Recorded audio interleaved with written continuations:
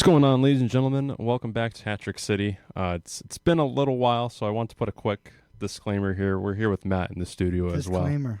Yeah, quick disclaimer about the long pause of everything. We'll call it that for now. As many of you know, I took a full-time position with the Hat Tricks to oversee their NEHL and NA3HL clubs, which when I took that spot in February, there was just a lot that had to be done, and I really wanted to focus on it because we were in the middle of, the season still. So a lot of articles to write, a lot of social media to get covered. Planned a whole theme night, Trashers Night. If you came down, thanks for coming by. If you bid on a jersey, thank you for bidding. Essentially, that happened. Matt, I know you had some life updates happen in that time as well, if you want to share them. I really don't want to, but yeah. Well, I was saying more like, you became an adjunct here, which is pretty neat. Well, when was our last episode? What was it? It was February. So I was teaching something. then. I've been teaching at WestCon in the Department of Creative Writing. I've been a little busy here. Made some moves. But at the moment I am around, and I'll be continuing to do activities about. That's what we love to hear. We're definitely going to try and get this ramped back up for playoffs. So NAHL is done for the season. Obviously, there's still stuff that has to be posted, camps that are going to happen, so I'll still be working on that, but I don't have to be as involved at the moment. So hopefully within the next few weeks, we'll get a few guys in here for pre-playoffs, during playoffs, and hopefully have another run like last year. But without further ado, here's our interview with defenseman Josh Labelle. Welcome to Hat Trick City on WXCI 91.7, Danbury's only all-hockey radio show. I know that some in our audience don't know the finer points of hockey.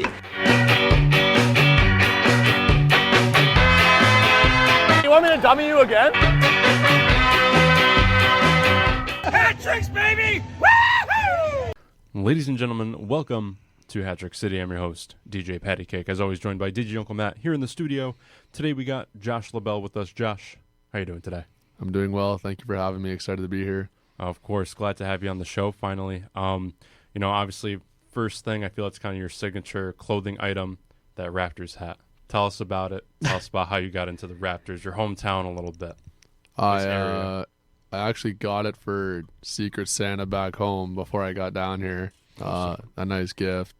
But honestly, I just kind of rep any Toronto team. Like the Leafs are my team. Wow. Like the Raptors.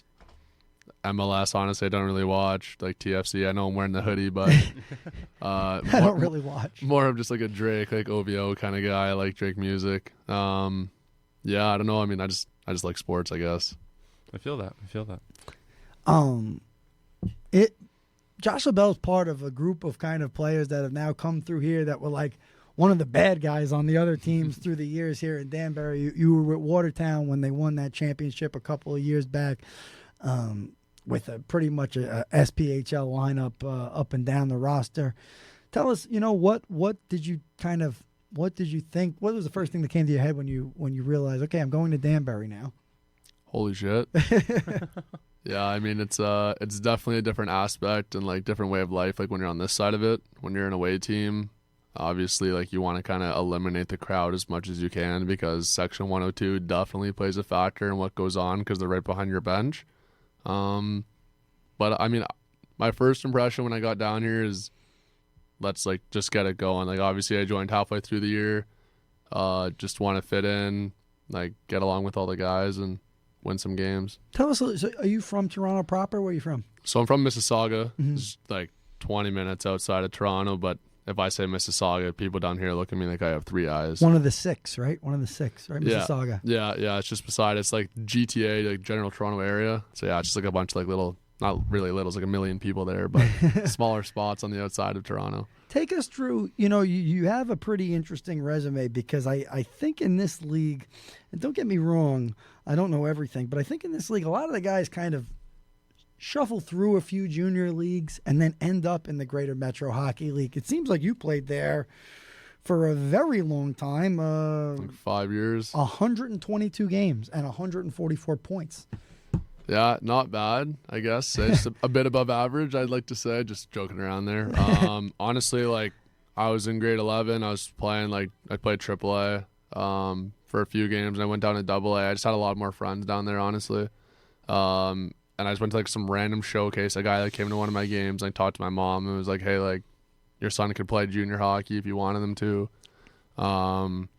Come out to my showcase for March break. He won't be in school kind of thing. So I did that.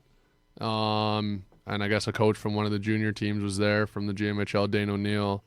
And he was like, we'd like to have you next year. Like, I know it's like a bit of a commute. It was about an hour from my place. And I was still in high school at the time. And we practiced at 3 o'clock every day. So obviously if you're in high school, that's kind of tough. Like with your fourth period there usually is, or I guess fifth period ends around 2 o'clock. And if you have to be on the ice at 3, you want to be there for 2. Like I had to shuffle my high school schedule. So that's how I got into the league. Played my first year there. Did all right.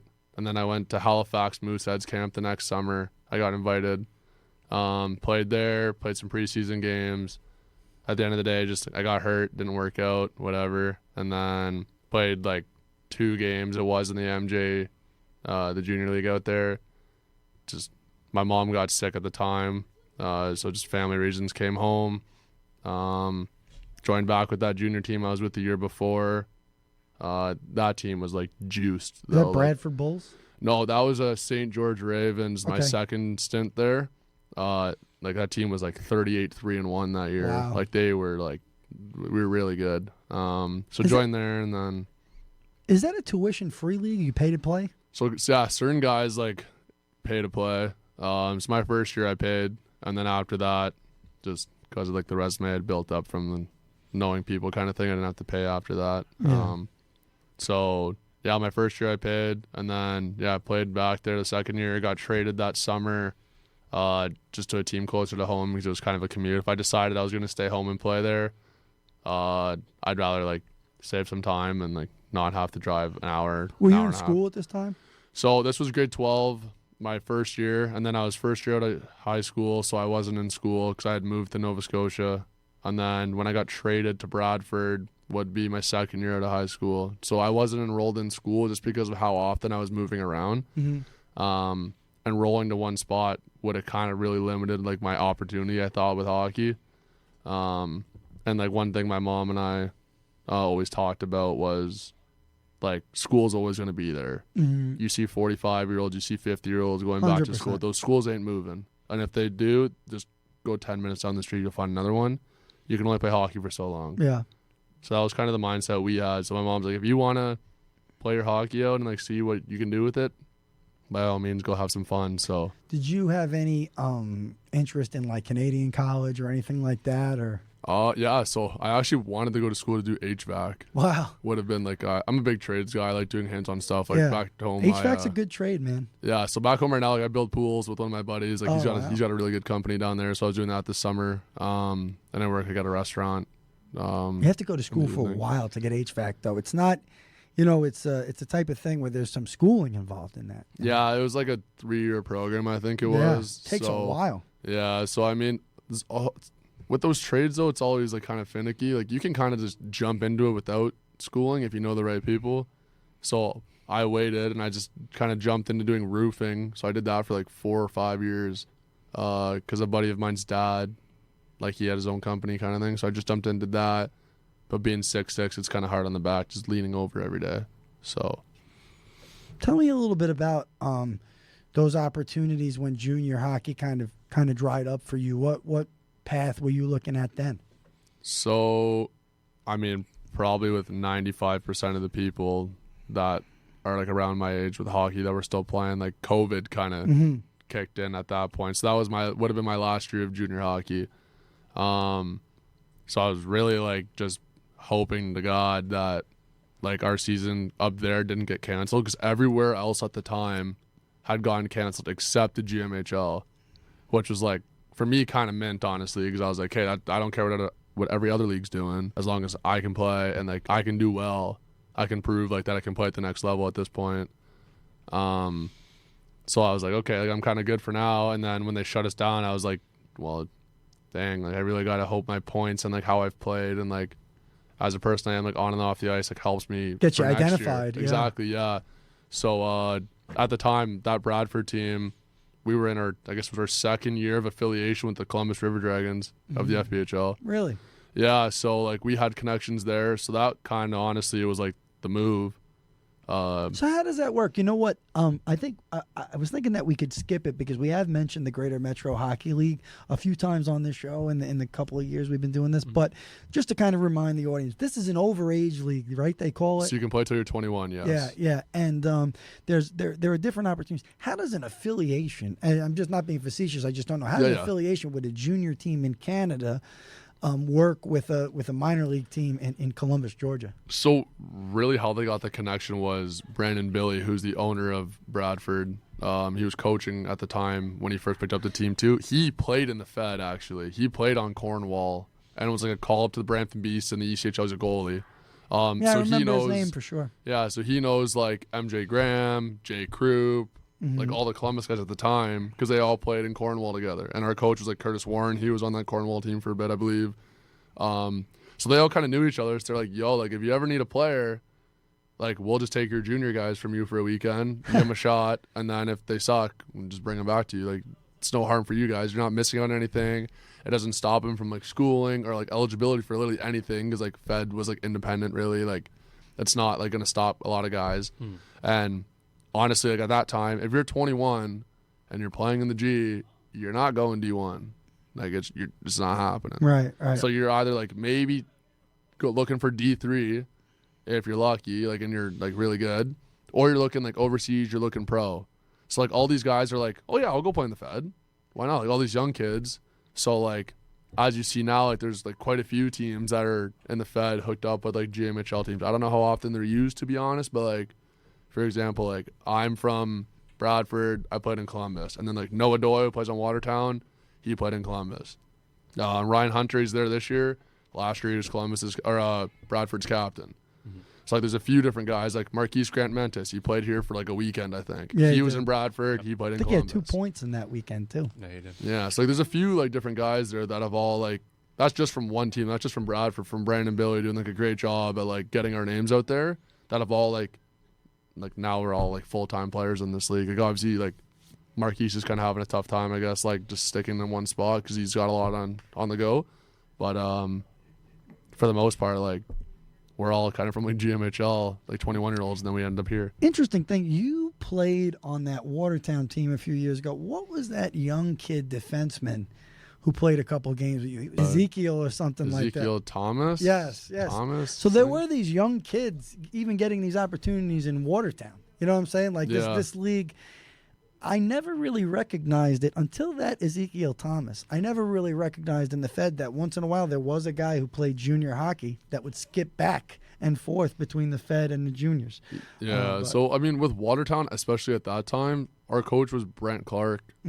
He is from Mississauga, where I'm from. So and his dad owns a junior team in Mississauga. Like he's like the GM or like the coach or owner or whatever it is. So right there, like, hey Brent, come take this kid for a weekend. He wants to try out. And he just send us as like this junior kid. And then because of that league, which is like considered the OJHL, Ontario Junior Hockey League, is Junior A, there's like an affiliation right there, and it's the closest team to Toronto. It's 3 hours. So like that's nothing. If kids are like, oh, you get a chance to play pro hockey, you just drive 3 hours, everyone's taking that. Yeah. So that's how like a lot. So that's what happened with Thomas there. Like he was just called up to our team. Like, he was like, yo, like, can I come play? And then gave him a shot. He was there for like, I don't know, let's say 3 weeks maybe. Yeah. Cup of coffee, and then he went back home. Let's see how many games he had. Zechariah. That's what it is. It wasn't Ezekiel. Zechariah. Sorry there, Zeke. Zechariah, who played in 7 games and recorded an assist and had 2 penalty minutes. I actually lived with him. Really? He moved into my house. So me, him, and Lane King, who he just got traded to Motor Cities up in the SB right now. Lane King has been traded. Yeah, he was on Columbus. We lived together in Watertown, and then when he was going to Columbus, he like called me. And he's like, "Yo, like, come to Columbus." So I went to Columbus with him, and then this year, I guess like some stuff's going on between like him and Columbus, and he asked for a trade. So yeah, it seemed like there was a lot of movement this season. People kind of unhappy and moving around. It's always kind of revolving doors in this league, but it was interesting to see a trade like Lane King and a move right now to get Dustin Henning to the Danbury Hat-Tricks. That, yeah, these are moves that I think sometimes that when organizations change, whether it's the coaching staff, which changes just about as often as the ownership does for some teams in this league, I think that players don't have the same arrangement, and it's probably time to move on. Tell us what kind of led up to you this season coming to Danbury. We know you. Did you play? So I was playing senior like A or like double A. So you were just home, huh? Yeah. So I guess after all like the drama went on like with me in Columbus this summer, I like in September I was like, oh whatever, like I'm just gonna go to school. It's about time. Like I don't got a team now. I got no obligations. Like I'm just gonna enroll in school and just start this. So I was gonna go to carpentry school. So I enrolled in that, like paid my fees and whatever, like getting ready to go. I was still working at the time, 2 jobs. So I was like, yeah, like that's my plans. And it started 3rd week of October. Wow. So this was in September. I was like, I don't got a team anymore. Like whatever. Like I guess I'm just done playing hockey. I'll just play senior at home, like with some friends. Because like I have a bunch of buddies that were like playing on that senior team that I ended up playing on. They're like, we'd love you to come like join us, like Wow. carpool, whatever. So I was gonna do that. And then honestly, like just beginning of October, like Columbus like texted me like out of the blue, and they're like, hey, like we're just letting you know, like not that it's gonna make a difference. We are like letting teams reach out to you now. And I was like, okay, like it's all good. Like a week before training camp and the season starts, but like that's all cool. So it all just kind of like unfolded. Like Jurch called me one day, and then like an hour later Billy called me, and then like an hour later somebody else, and then like just it all kind of unfolded to me at once. And I just told everybody the same thing. I was honest with everybody. I was like, honestly guys, like I'm going to school until Christmas. It was like December 21st was like the last day of school. So I was like, if you trade for me, I'll come after Christmas. Like whoever owns my rights after Christmas, I'm willing to play for. But I can't play anywhere until after Christmas. Like I've already got like my plan set, and I know like with the roster spot moves, like how it's like tight this year. I was like, don't pick me up. Like let me get released, and then around like call me around Christmas, and we'll see like where I'm at, where you guys are at, and I'm sure we can figure out something. And then like literally the next day, Billy called me and he goes, so we picked you up. This schooling you were getting, was that at a traditional college or just more of a trade school? I guess it's kind of a bit of both. Like a lot of schools in Canada, like can kind of it was college for sure. It wasn't university by any means. I guess they just had a program that like specialized in it. I didn't end up going, which is like the craziest thing. So like I enrolled. I was there for like a week. Like we were like getting all of our books and everything. Like everything's signed up for, and then like I got just a random like email one day, and like they were like, hey, so like we had to cancel the program. Like come on. Yeah, like both the teachers and like the program like advisory like just don't have like the funds or whatever within it to set you guys up. So I was like, well, so I could have came early technically, but I already told everyone I couldn't. I wasn't going to back out. Could you have played college hockey at that school? No. No, huh? No. So once you go and you play, I could have played like intramural, like amongst other people in the school, but like people at that age, like at my age, like doing that, like that's not worth anyone's time. It's literally just like beer league kind of thing, but within your school. But so did they have it? Did they have it like a team, like a varsity team? So yeah, they do, but like you only play against your own school. So I wouldn't play against anybody else. So they have like, I guess it's like the college league, but because I'd played pro, I couldn't play that. Yeah. So then I'd have to play like it's called intramurals. So like they just give you like one color jersey and you play like the blue team one day and you're on the red team, and the next week you're on the red team and you play the yellow team, like, and it's all within your school. So you have like 10 guys on the team, I think. Wow. And that like. I'm surprised because I thought with Canadian college you could go. I mean, I'm pretty sure you can. You can go back, like even if you were a pro. So it depends on where you played. So like in the OHL, for example, which is like the Ontario Hockey League, you can go and enroll and play for U Sports and like the university teams, and it's free because you played in the OHL. Like your tuition's free. Wow. So every year you play in the OHL, you get 1 free year of schooling. Wow. So if you play in the OHL for 4 years, there's your tuition right there. There's your degree kind of thing. You just pick whatever school you want to go to, and they pay. And they pay for it. That's how it works. Because you're so busy, obviously, when you're at that time playing major junior with traveling and your schedule. And they realize that it's interesting. Even the guys who play in the and I'm not saying every single one of them, but I'm sure you catch guys who don't play anymore after the OHL. No, there's a lot of guys. Honestly, like play in the their OHL, college and hockey. then boom, done. Yeah. So tell us, like, Pat and I have watched you for the last few years, but some of the fans that are just getting to know you, how do you describe your game? What's your skill set? Probably just puck moving defenseman, honestly. Obviously, I'm 6'6", plus 2.5 inches, let's say, with the skates 6'8" on the ice. Pretty big guy. Honestly, don't play the body too often, which I kind of get heckled for, but I just move the puck, head up player, defenseman, obviously. Like to try to be better in the D zone this year than I have been in years past. Not off to the greatest start, having missed half the year so far, but looking to build on that. But yeah, I don't know, just fast puck moving defenseman that runs the top on the power play right now. How much is improving in the defensive zone? How much of that is mental? I would say pretty much all of it, honestly. Like it's a lot about just keeping your head on a swivel, stick in the right spot. A lot of communication is like honestly the biggest thing. Because like I could be standing in the right spot, I could think you're on my left, but you're really not, and I don't say anything, you don't say anything. We're both in the wrong spot now, and then boom, the puck's in the back of your net. So what's the what's the ultimate goal for you? You've become more or less a full-time player now. Danbury wants you back. Sometimes at the beginning, I think in the Fed, guys do bounce around a little bit. We see it with guys who have played in Danbury. What's your ultimate goal? Would you like to get to Europe? Would you like to be in the SB full-time? Make the NHL. Play for the Toronto Maple Leafs. No, I'm messing around. There you go. Honestly, first round pick. Yeah, that'd be the dream if I wasn't 6 years late already. Just have fun. Yeah. Huh? Honestly, like I'm 24 now. I turned 25 in April. I'm not making the NHL. I want to have fun. I want to have some memories. I want to win some games, win some rings. And that's kind of like the main thing for me right now. Hat tricks are hitting the road this weekend in the bus. And we always love to ask the players, do you have any great road trip stories, that are clean enough to tell on the airwaves? I was actually just telling Pat one before he walked, a couple of them before he walked in. There's some good ones. There's some wild ones. Let's hear them. So my first year in Watertown, our bus caught on fire. We did not know.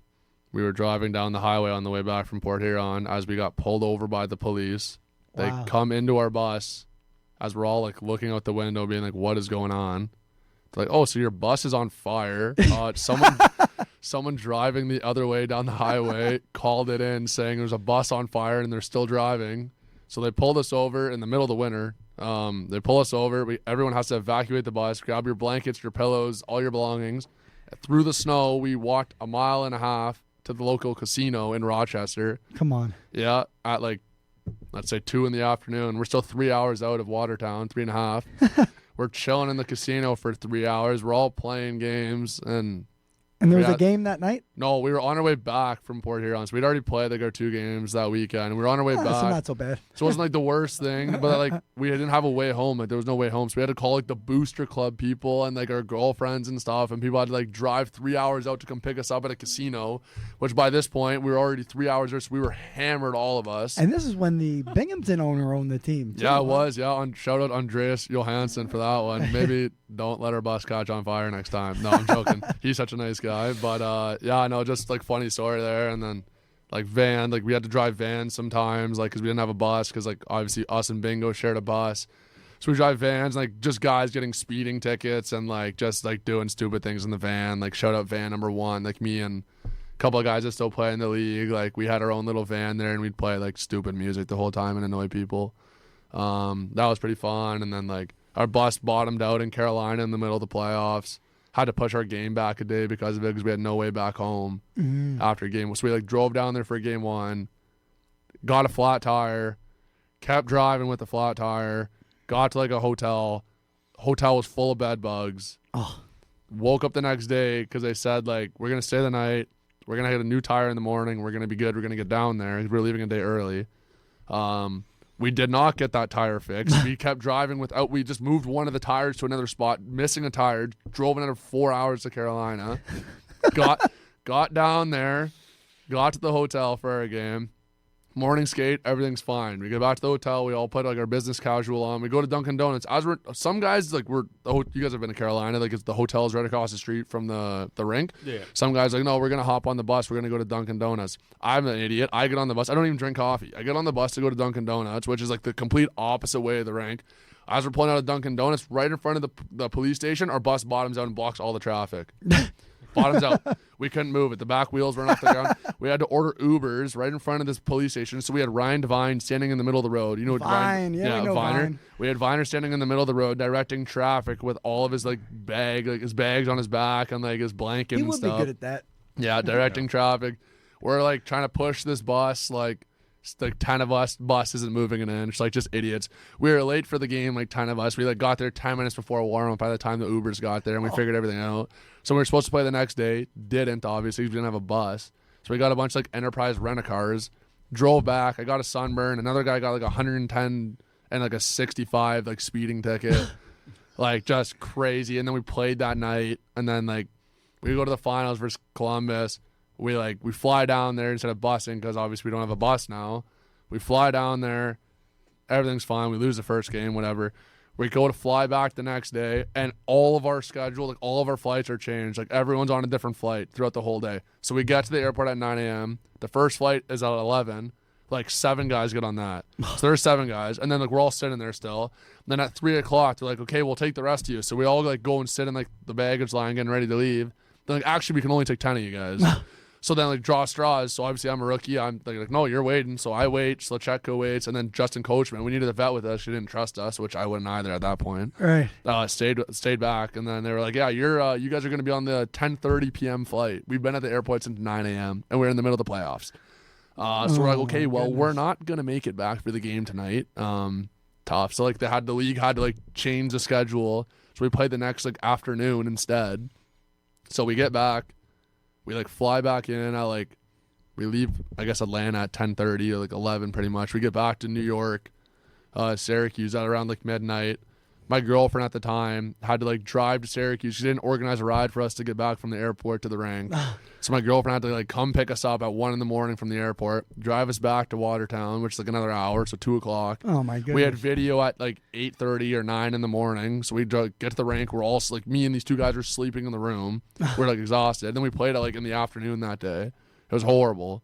We won that game. And then the next night we had like the finals, and it's like the longest game in FPHL history, of course. It was like 3 overtimes. Oh my goodness. So like we were falling asleep like in the dressing room between overtimes. Like everyone was exhausted. So a lot of travel. That was just 1 year too. I was like, holy smokes, this is Do you unbelievable. remember watching that game, man? You might not get paid a lot. You might not have a lot of gitch, No, it was tough. but you got some good stories. Get some crazy stories. 100%. That was just in 1 year. I was like, oh my goodness. Did you watch that game? Do you remember watching that fucking long ass game? When was It that? was like 5 hours. It was the final game. It was like what? So April-ish, right? Yeah. No, it was May. Okay, Like so May 8th, 2 years ago. Watertown versus Columbus in Oh, Watertown. In yes. Watertown. Game Yes. 3 of the game, finals. The game that never ended. Literally never ended. What about the game that started at like midnight that That was year? also Oh, that's us right. on Watertown versus you guys here in Danbury. Danbury couldn't get up there. Your guys' bus broke down twice Terrible. that day. We've already had Pat. I don't know if Pat was on that trip. No. Were you on that trip? I think where- in the 21-22 I wasn't on. No, last year. Were you Oh, on that okay. trip last year where we had to leave the bus? I was there. We had to leave the bus running overnight Yeah, this was all you in Watertown. Yep. so that if it turned off, Oh, I did hear about this. it would come I back did on. hear about So this, we yeah. left the bus running overnight. It was really amazing. Shout out to Pete, the bus driver, who's an absolute beautician. Weapon. He's a Minor league. weapon. He's an absolute beautician of a minor league, wheelman. You know? Yeah, You know what I mean? absolutely. Wow. Like I said, and this is going to come off soft or whatever. Sometimes that's why it's really hard for me to kind of go along with a lot of these stupid things that get posted online. Like, dude, you guys are playing for it's literally the 4 Peanuts Hockey League. And you guys are walking 1.5 miles in the snow so that people in Watertown, New York and other places can see a game. And I really don't, listen, poking a little fun and even a creative sign at a game. But, I just think that these guys are worth a little more respect than that. This is, listen, you could be working in a war zone. You could be trying to build a building at some crazy high altitude, elevation or something like that. This just, one thing I can say, this does not seem to be the easiest job to me. I'm not going to say it's hard. I'm not going to say that playing hockey is rougher than being a corrections officer or even cleaning up roadkill, because that could be probably dangerous. You know what I'm saying? And doing anything like that. These are all tough, hard jobs. Nobody wants to do them. But you guys endure a lot in this league. I mean, some of the stuff that we've heard on and off the air is it makes me appreciate when you guys have a really good game more. Yeah. And I mean, a big thing too about it is like, think about where these teams are located. So Danbury, Connecticut, Watertown, New York, Columbus, Georgia, wherever else you want to say, like Port Huron, or say Motor City, Wytheville, or whatever it's called, Baton Rouge, Mississippi, Coliseum. Those aren't big spots. If we're not there, what are you guys doing? What are you guys doing for fun on a Saturday night? What are you guys doing for fun on a Friday night? You're not doing a lot. It's like maybe cut some slack. Like we're literally entertaining you guys. And I know like you guys are paying like season tickets and you're paying your admission and it's like a two-way street. But like imagine if there was no hockey, how bored you guys would be. 100%. It would suck. And like if I lived there, like I would be so bored. Like in a lot of those spots, those aren't big spots. There's not a lot to do. So like you guys, like not you guys obviously, but people like sometimes you are a little hard on like certain players. Like maybe they don't have a good night, but like remember what they're like. What do you think they're going through? They're not like living in like Toronto or like Montreal or New York City. You're far from family, your girlfriends, your wives. Some guys kids. don't have cars here. Most guys don't have cars don't have here. Like people go through a lot to put on to play those games every weekend, and like we're not making lots of money. We're not making thousands of dollars a week. It's nothing like that. Like we live in a hotel. Not only that, like right, like that's nuts. Like you said, not like think about how hard it is for a guy who's new here. I mean, there's the boys. There's always the boys, right? Yeah, of course. But at the same time, it's like, what if you just wanted to go to the mall and have lunch by yourself, just because you were in that type of a mood? It might, if you don't have a car here, you're assed out. You know what I mean? Yeah, pretty much. Yeah, it is tough, like in aspects like that. But I mean, at the end of the day, like it is what we sign up for. Like it is like no one's forcing our hand to come play here. Head, no. And I love every minute of it. I love being here. I love playing hockey. I love the fans. I love all the communities. Like it's awesome. Don't get me wrong. But like sometimes, like certain guys, I'm not saying me, but certain guys like do get a lot of slack for like certain things, and it is like sometimes tough to see because like I don't think a lot of it's warranted, but like it is part of the game. Yeah, I mean, it really definitely feels like that. How you're from Toronto, and hey, do your folks, do they get to come down here? So it's just my mom and I, and my mom hasn't seen me play in person in like 6, maybe not that long, like 5 years. But she watches every game online, and she's honest. Like if I suck, she's gonna tell me, and that was not your best game. You were horrible. So she definitely keeps me honest, and I love her every day for it. She's the best. She's like my number one fan by all means, kind of thing. No, literally just my mom and I. Yeah, my dad passed away before I was born, so my mom and I just like stuck together kind of ever since, kind of thing. Yeah, and I love her to death. But yeah, she definitely keeps me honest. If I play shit, she's not gonna let me know. Like she's not gonna like say it lightly. Like you could have played better. Like what the hell were you doing out there tonight? What's your mother's name? Monique. Shout out to Monique. Big shout out. Yeah, definitely. Yeah, she's the best. She's the best for sure. So tell us just a little bit about we're going into Carolina this weekend. What's the mood been in practice? We picked up a new player in Dustin Henning. It looks like Jared Yao is ready to go again. It looks like obviously Zach Pamilion played last weekend, so he's off the IR. What's the mood in practice, and anything you want to talk about maybe that you guys discussed? At every point, honestly, like moving forward matters. Like obviously we don't make the schedule. Like we don't want to play Binghamton 18 times. Like one, it's not fun anymore playing them because you play them so often and it's like just kind of stale. But Carolina is definitely a team. Like obviously, like Danbury played them last year in the playoffs. It's kind of like a grudge match. I heard they were here earlier this year and you guys like split the games or whatever. But like that's not the mindset. Like 1-1 every weekend, like isn't good enough anymore. Like we got to start climbing. We want to have home ice advantage in the playoffs just as bad as everybody else. And I think honestly we deserve it more than other teams by the way we've been playing. So. We're going in there. We want 6 points. Anything less than that is like just kind of unacceptable on our part, and we know that. We're gonna hold ourselves accountable. We're playing for Ratcliffe this weekend. He's not gonna be with us, but he's a warrior, and we're out there for him for sure. It sounds like Jacob Radcliffe had an upper body injury that he'll be recovering from for a while. We wish him the best. He's a great guest on the show and a great guy. So, Ratty, we're thinking of you. Yeah, and kind of going with that, I want to ask if there's any travel stories from the Columbus days. Kind of wanted to get into that a little bit. The Columbus days. Honestly, like Columbus is like just like top-notch organization. Not really a lot like too bad to say there with like the travel and stuff, because I had like the sleeper bus. We had like ants on the bus one day. Okay. And I have no idea. Well, I do have an idea.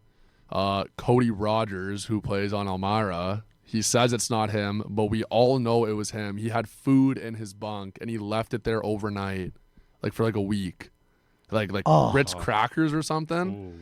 And like we get on the bus the next road trip, and we like traveled to Mississippi. I think mice. it was. And we didn't know there was ants or anything on it, like kind of thing. And like halfway there, like just over halfway there, like Jacob Kelly, who was on our team last year, like MVP rookie or whatever it was. He's like, I'm so itchy, and like jumps out of his bunk and like is covered in ants. No way. Like when I say ants, dude, I'm talking like this table would be full of them. Like, my goodness. This was literally the color of like underneath the, but you can't see it on the like in the bus, because the bus is like a beige color, like the seat or like the pads you lay across, where like he was, and they were underneath it. So like when you get on there, you'd think like, because we leave like our blankets and our pillows whenever on the bus, like you're not thinking like, let me check underneath my mat that I lay on every single road trip. So he didn't check, and like he lifts this up and just like thousands of ants on the bus, and we were like, holy shit. So we pulled the bus over at like I forget what the gas stations are called down there. Pulled the bus over at a gas station. It might have been Sheets actually, and we grabbed Sheets on this show. We grabbed like some like anti-bug spray, and we just started spraying the shit out of the back of the bus. Like there was so many of them. We were like, what do we do? Like, did we try to sweep them off the bus, or like where did they start? And like we just see like a little pack of Ritz crackers, and like the whole bus for like an hour and a half smelled like this spray, because we had to keep going. We had a game that day. Yeah. But there were so many ants, and it was like ridiculous. That would probably honestly be the only one. And other times, like sometimes like the AC wouldn't work.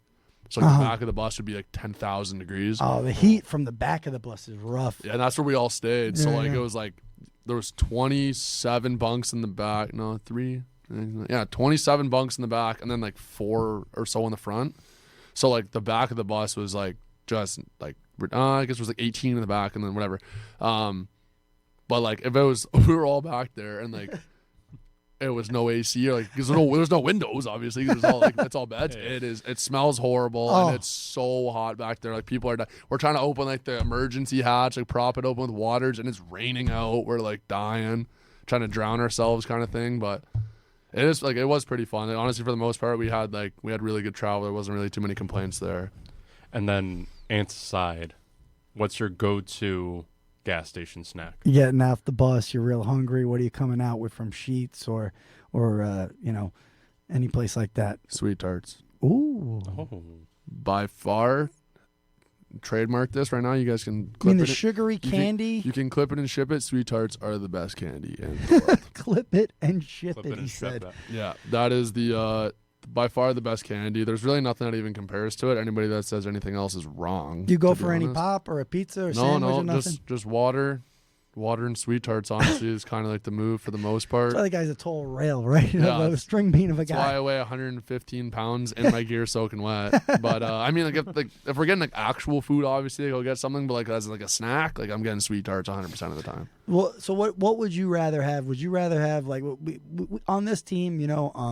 I don't know if we've stopped at Chipotle with this team. Yeah, we do. We definitely We do now. Yeah.